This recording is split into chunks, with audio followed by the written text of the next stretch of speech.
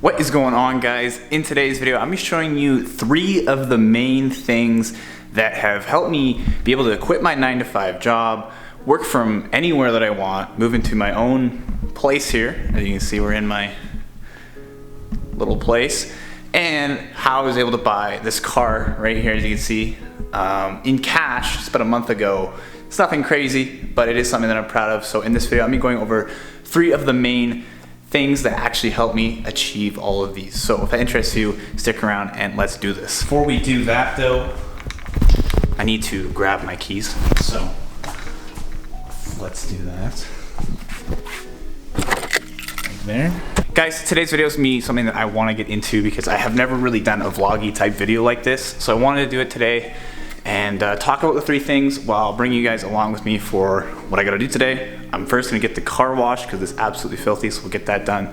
Then I'm gonna take my laptop and all my stuff here, you can see on the table. We're gonna go to Starbucks and get some other things done for work, and then I have some plans for tonight. But in the midst of all that, I will be going over the 3 main things, so stick around.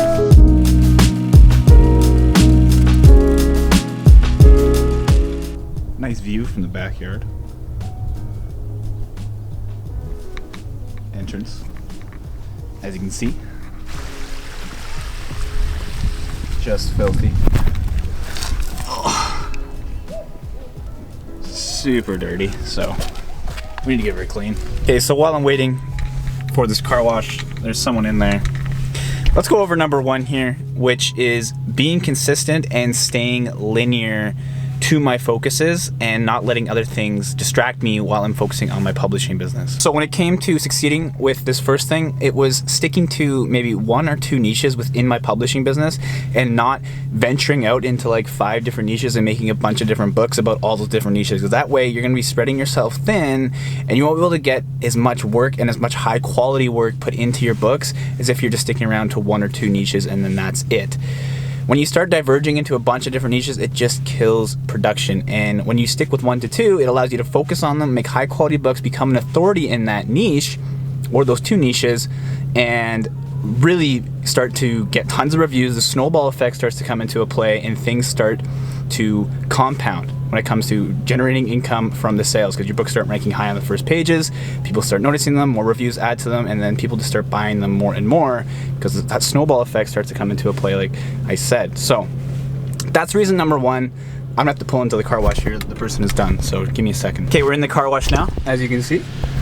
While we're washing the car, I'll go over reason number 2, which was keeping an end goal in mind when it came to my publishing business and not just hoping for the best every single month after month. I had a goal in mind that I wanted to achieve, whether it was having a solid month with 10K come in terms of royalties, whether it was making 2 books, getting those published, whether it was hiring a few people to work within my publishing business for me.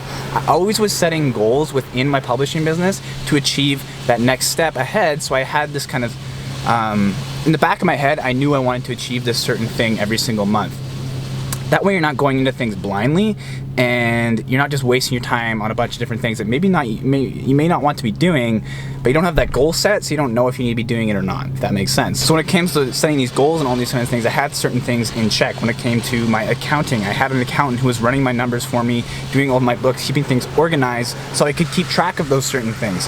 I also always had this one big Google sheet that I had all of the freelancers, all of the writers, all of the editors, all of the formatters always listed down on, so that whenever I needed to make a new book, whether I needed a format or something like that, I had their name right there and I could contact them with very, like a lot of ease.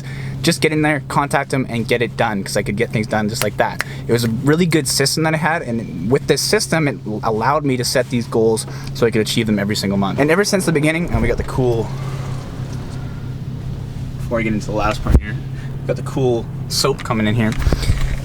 Ever since the beginning, I'm still on the end goal on part number 2.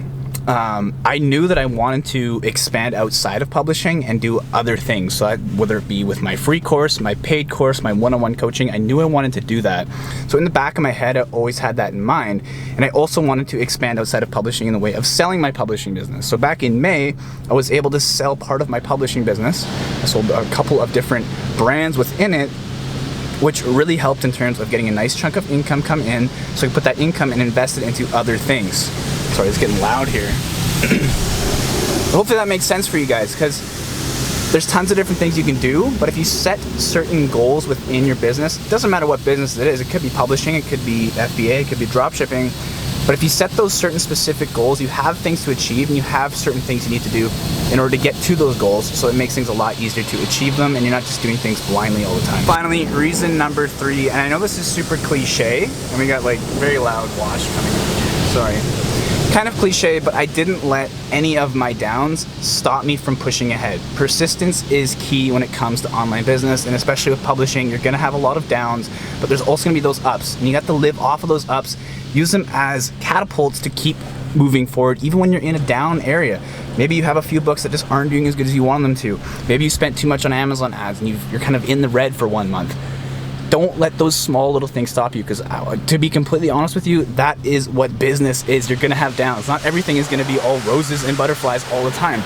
When it came to my publishing business, there were so many things that I did wrong because I was learning, constantly learning. But just treat every single failure as a learning opportunity and not something that's gonna end you. Because if you let it end you, then you're done. There's nothing else you can do.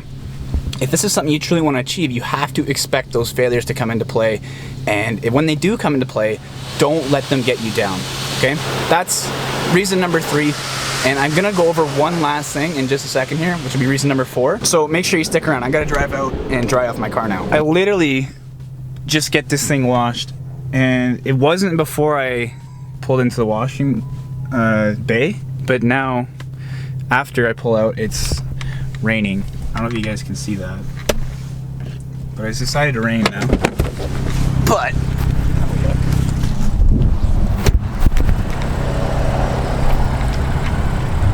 nice and clean.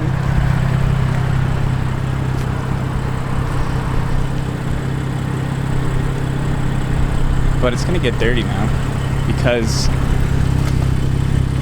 it's raining. Wings looking good. Car looks clean, but it's gonna start raining, so too bad. But anyways, guys, let me get into that 4th point that I wanted to mention here. The last thing that I would say is, if you're getting into online business, or whether it be publishing, FBA, dropshipping, affiliate marketing, sales, whatever it is that you're getting into, always make sure that you, and this is another cliche thing, but it's something that's very true to me, because when I started out with FBA, I started out with Shopify dropshipping, and the one thing I would say is always make sure you enjoy what you're doing and you have at least a slight interest in whatever it may be. Because when you're starting out with publishing, I know a lot of people want to get into different niches that they don't even like remotely care about or have any kind of interest in. The only reason they're getting into it is because it's going to make them some money. But what you'll find is, even though those books might do well in the beginning, in the long run, it's something that you probably don't want to keep doing, and then the quality is just going to dwindle and everything is going to kind of fall apart. In my opinion, and this is not everyone believes this, but it is very important to go into a niche or a keyword or something when it comes to online business or self-publishing that you have a slight interest in, so you can continue doing it for the long term, enjoy what it is, make a ton of books about it, and be proud of what it is that you make. So that's reason number 4. That's kind of the bonus reason here. I'm still sitting in my car. But if you guys are interested and you're curious about the car or anything like that, it is a BMW 435i. It is a 2014 model. Nothing crazy, nothing special. Like there's way more expensive cars out there than this one. But for me, it was important for me to buy a car outright, be able to pay for it in cash. I have to get a loan from the bank or ask my dad for money or anything like that. I want to be able to buy a car completely in cash. This one, after taxes, it was like $29,000 Canadian, so it's nothing crazy.